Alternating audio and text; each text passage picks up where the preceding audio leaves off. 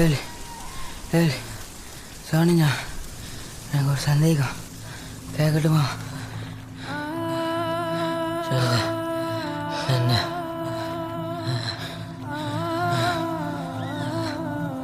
இல்லை, இந்த காய்ச்சமை நம்ம ஊரில் மட்டும்தான் இருக்கா?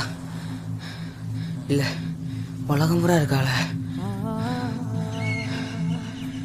ஏன் ஏக்கில் எப்படி கேட்க?